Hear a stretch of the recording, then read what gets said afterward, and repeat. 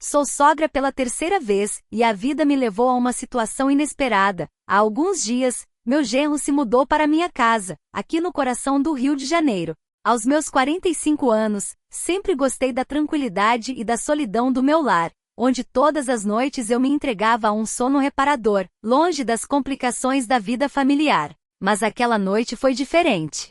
Com os olhos fixos no teto do meu quarto, comecei a refletir sobre tudo que vivi até agora. Pensei, o que está acontecendo comigo?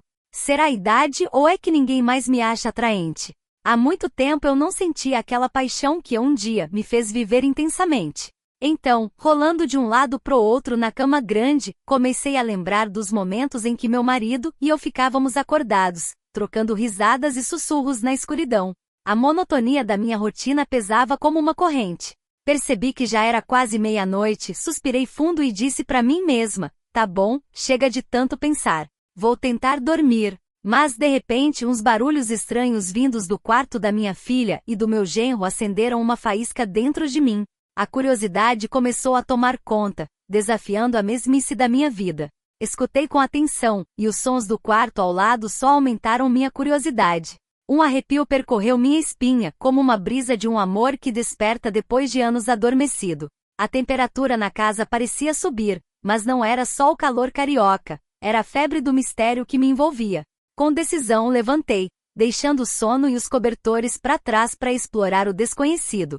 Caminhei na ponta dos pés e com cuidado girei a maçaneta da porta tentando não fazer barulho. O silêncio da casa era quase sufocante, mas os sussurros da paixão atravessavam as paredes, como se me convidassem a um mundo que há muito tempo eu não acessava. Quando cheguei à porta do quarto da minha filha e do meu genro, meu coração batia descontrolado e o pulso acelerou. Encostei o ouvido na porta, como se não soubesse o que estavam fazendo. A voz da minha filha ficou mais clara e alta. Ouvi ela dizer, por favor, amor, vai mais devagar, minha mãe tá no quarto ao lado e pode ouvir. Meu genro respondeu, relaxa, querida, ela entende dessas coisas. Mas minha filha insistiu, tá, mas nem por isso precisamos fazer tanto barulho. Lembra que estamos na casa dela e temos que respeitar? Senti o tempo parar ao ouvir as palavras da minha filha. Sabia que o que eu estava fazendo não era certo. Talvez você me chame de mãe ruim ou intrometida, mas naquele momento eu agia movida pela minha natureza humana. Recuei devagar, mas sem querer, pisei num ursinho de pelúcia que ao ser apertado começou a falar, oi, oi, te amo, te amo. Meu coração afundou, o silêncio da noite não conseguiu abafar a voz do ursinho, que quebrou a tensão do momento. Corri pro meu quarto e como pude fechei a porta sem fazer barulho, ficando um tempo parada atrás dela. Ouvi alguém sair do quarto deles e com certeza pegaram o ursinho, porque a voz dele ecoou de novo. Tudo começou assim, mas o que eu faria depois com meu genro seria ainda mais surpreendente. Aquela madrugada foi longa, cheia de pensamentos sombrios sobre o que eu tinha feito. Quando o sol finalmente nasceu, parecia zombar de mim, enquanto meu coração ainda batia no ritmo das lembranças do que aconteceu horas antes. Não tinha coragem de sair do quarto, como se o simples ato de pisar fora daquele refúgio me denunciasse. Mesmo assim, queria quebrar o feitiço que eu mesma criei na minha cabeça. Foi então que ouvi uma batida leve na porta. Com a voz trêmula, perguntei, quem é? Sou eu, mãe, respondeu minha filha com aquela doçura que só uma filha tem. Lembra que te falei da consulta com o médico hoje? Tô saindo agora para não perder a hora. O João vai ficar. Ontem ele exagerou na bebida, parece que não aguenta a ressaca. Com compreensão ela disse, tudo bem, mãe. Nos vemos mais tarde. Os passos dela se afastaram, deixando-me sozinha com o eco da despedida. Depois que ela saiu apressada, fiquei mergulhada no mar de pensamentos turbulentos. A realidade do que aconteceu na noite anterior batia forte na minha consciência. Não podia evitar a vergonha, mas também a intriga de pensar que minha filha e o marido dela podiam saber da minha intromissão na privacidade deles. Decidi enfrentar a situação e saí do meu refúgio. Atravessei o corredor com passos hesitantes, indo para a cozinha, onde encontrei meu genro, João, sentado à mesa com uma xícara de café nas mãos. Ao me ver, ele levantou o olhar, surpreso. Bom dia, dona Ana. Dormiu bem? Perguntou com um sorriso. Bom dia. Dormi sim, obrigada, respondi, desviando o olhar e focando no café que preparava. Um silêncio desconfortável pairou, até que ele o quebrou. Eu sei que ontem à noite, hesitou. Bom, sei que você esteve perto do nosso quarto. E não pude evitar pensar que você ouviu algo que não devia. Meu rosto virou um quadro de confusão. Deveria confessar minha curiosidade imprudente ou fingir ignorância? O jeito que ele falou não me dava saída. Não ouvi nada. Se não fosse pela sua mulher me lembrar da consulta, eu ainda estaria dormindo, disse, tentando me esquivar. Não tô te acusando, dona Ana.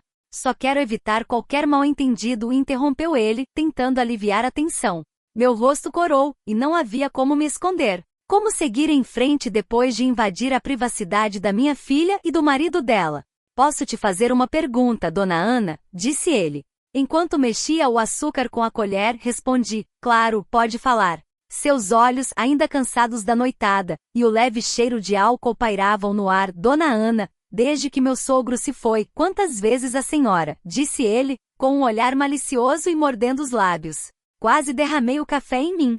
Acho que esse não é um assunto para se discutir com você. Tá meio atrevido porque ainda tá de ressaca, né? Ele deve ter percebido minha expressão mudar e disse, calma, dona Ana, não fica brava que não combina com a senhora. Se eu fico atrevido com umas cervejas, como você diz, a senhora não precisa disso. Tava com todos os sentidos bem acordados ontem atrás da porta do meu quarto. Mas sabe, dona Ana, o que eu quero dizer é que tô aqui para ajudar, caso a senhora precise de uma. Lubrificada. Me senti num beco sem saída. João é jovem, bem cuidado. O trabalho dele como gerente de numa empresa dava acesso a benefícios como academia. Quando eu ia responder, a porta da rua abriu, e saí da cozinha para ver quem era. Minha filha, Mariana, com uma cara preocupada, disse, oi mãe, nem acredita no que aconteceu.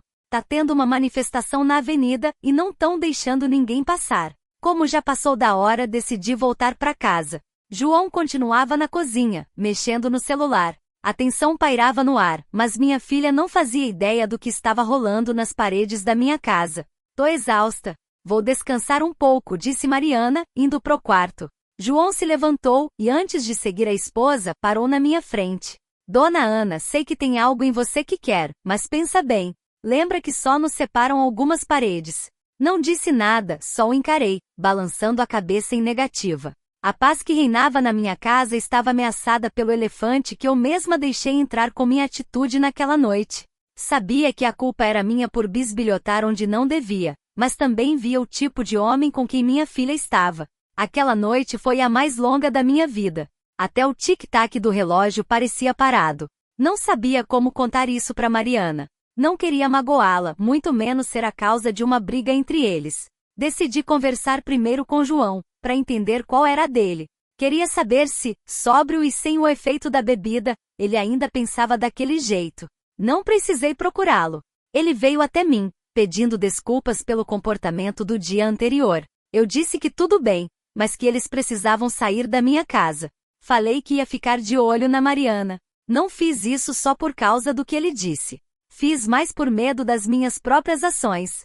Se naquela noite eu não me controlei, talvez na próxima eu aceitasse a proposta do meu genro. Como eu sempre digo, sou humana, tenho coração e sentimentos. No fim, Mariana terminou com ele, mas porque ele começou a negligenciá-la, colocando a bebida acima de tudo. Ela nunca soube da nossa conversa, e agora mora comigo, onde de vez em quando, eu a incentivo a ajudar o ex-marido, que tá cada vez mais afundado. Ninguém pode evitar pensamentos errados ou impróprios, mas podemos evitar transformar isso em realidade. E acima de tudo, é melhor que os casais vivam sozinhos.